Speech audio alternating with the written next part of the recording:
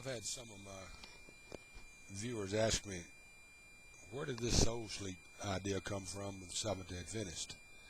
And it's not a big mystery. It's not hard to explain how they invented this. It's a natural outflow from a wrong interpretation of Scripture. I've shown in several of my videos, and the citations are in those videos, in the books, that Ellen White predicted the return of Christ along with William Miller in 1844.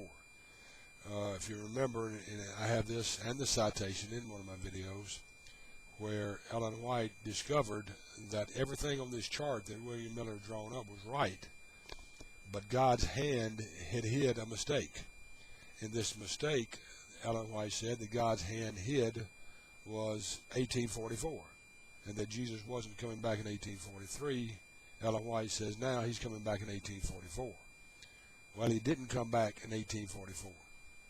So they were scrambling, what's going wrong? William Miller's walking away from this by now. He's totally embarrassed that he even did this chart.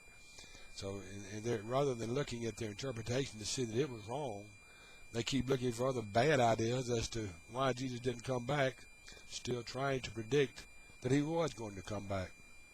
In fact, from 1844 till 1851, the early pioneers of the Seventh-day Adventist held the shut door policy, which meant that the door to salvation was shut and that no one was going to be saved.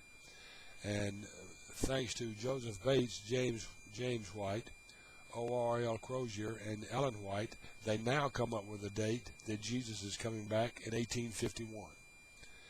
Now, here's what present-day Seventh-day Adventists do not know, is that investigative judgment had nothing to do with this movement that was began in 1844. It simply had nothing to do with it. But through the twisting of writings and Scripture, modern Seventh-day Adventists have now backed this up to where there was an investigative judgment that took place in 1844. What was nothing more than the return of Christ and the world was going to end, now somehow or another, this date has to be covered. Something has to happen here, so what is it? So they come up with investigative judgment.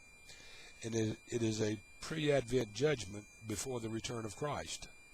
And here's what they're saying. Okay, now, 1844, here's what they say happens. Jesus enters into the most holy place. Of course, the Bible teaches that he entered into it on his ascension. But no, they say, no, he didn't. He didn't enter into the most holy place until 1844, where he began this pre-Advent judgment, or judging the sins of the lives of people to see if they're fit for heaven or not. Something's wrong here. If he didn't begin judging until 1844 to see who was going to be in heaven and who wasn't,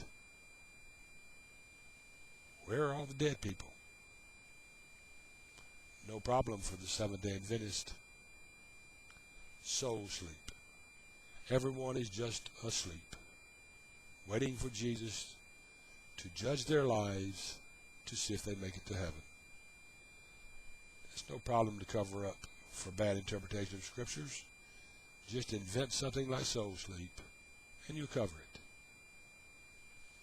Of course, as unscriptural as it can be, unbiblical as it can be, and nothing more than another false doctrine that stemmed from other false doctrines.